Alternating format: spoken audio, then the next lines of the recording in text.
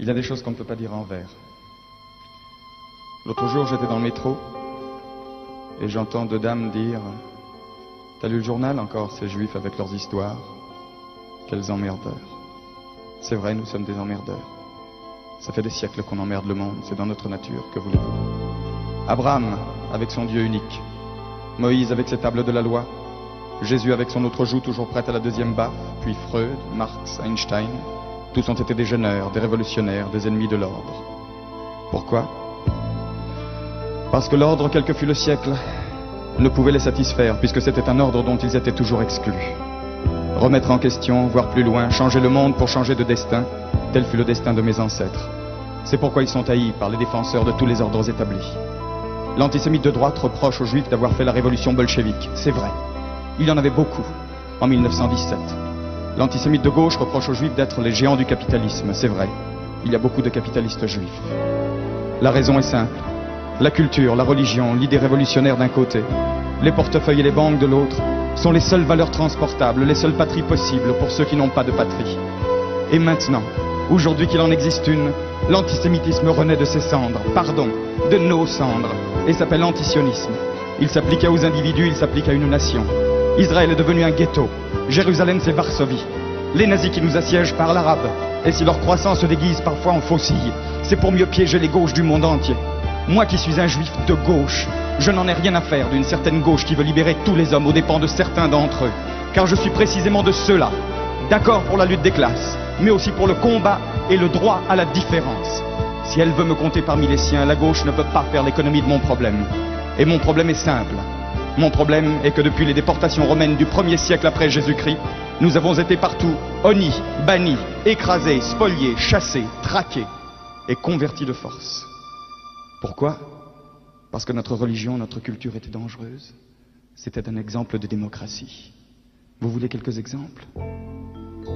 Le judaïsme a été le premier à créer le Shabbat, c'est-à-dire le jour de repos hebdomadaire obligatoire. Vous imaginez la joie des pharaons toujours en retard d'une pyramide.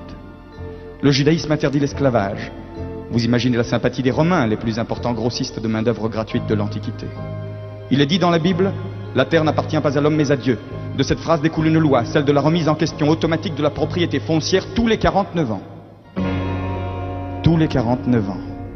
Vous voyez l'effet d'une loi pareille sur les papes du Moyen-Âge et les bâtisseurs d'empire de la Renaissance.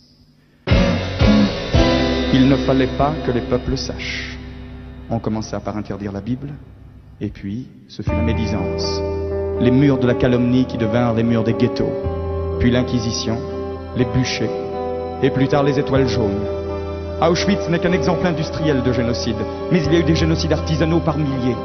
J'en aurais pour 3 jours, je vous le jure, rien qu'à nommer tous les pogroms d'Espagne, de Russie, de Pologne et d'Afrique du Nord. À force de fuir, de bouger, le juif est allé partout. On extrapole et voilà. Il n'est de nulle part. Nous sommes au rendez-vous, monsieur Chancel. Je suis effectivement de nulle part. Nous sommes parmi les peuples comme l'enfant à l'assistance publique. Je ne veux plus être adopté. Je ne veux plus que ma vie dépende de l'humeur de mes propriétaires. Je ne veux plus être un citoyen locataire. J'en ai assez de frapper aux portes de l'histoire et d'attendre qu'on me dise entrez. Je rentre et je gueule aujourd'hui. Je suis chez moi sur Terre et sur Terre j'ai ma terre. Elle m'a été promise. Elle sera maintenue. Qu'est-ce que c'est que le sionisme? Ça se réduit à une simple phrase. L'an prochain à Jérusalem. Non, ça n'est pas un slogan du Club Méditerranée.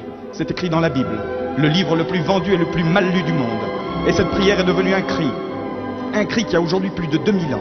Et le père de Christophe Colomb, celui de Kafka, celui de Proust, celui de Chagall, celui de Marx, d'Einstein et même de monsieur Kissinger l'ont répété ce cri au moins une fois par an le jour de Pâques. Alors le sionisme c'est du racisme? Mais faites-moi rire. Est-ce que 12 France, cher pays de mon enfance, est un hymne raciste? Le sionisme c'est le nom d'un combat de libération. Dans le monde chacun a ses juifs. Les Français ont les leurs, ce sont les Bretons, les Occitans, les travailleurs immigrés. Les Italiens ont les Siciliens, les Yankees ont leurs Noirs, les Espagnols ont leurs Basques. Nous, on a une prérogative. Nous sommes les Juifs de tous. À ceux qui me disent « Et les Palestiniens ?» Je réponds « Je suis un Palestinien d'il y a 2000 ans. Je suis l'opprimé le plus vieux du monde. Opprimé quelquefois et souvent même supprimé. Je discuterai donc avec eux, mais je ne leur céderai pas ma place. Et les options politiques d'un gouvernement n'ont jamais mis en cause l'existence d'une nation. Alors pourquoi Israël? Quand Israël sera hors de danger, je choisirai parmi les Juifs et mes voisins arabes ceux qui me sont frères par les idées. Aujourd'hui, je me dois d'être solidaire avec tous les miens, même ceux que je déteste, au nom d'un ennemi insurmontable, le racisme. Descartes avait tort. Je pense donc je suis. Ça ne veut rien dire. Nous, ça fait 5000 ans qu'on pense, et nous n'existons toujours pas. Je me défends, donc je suis.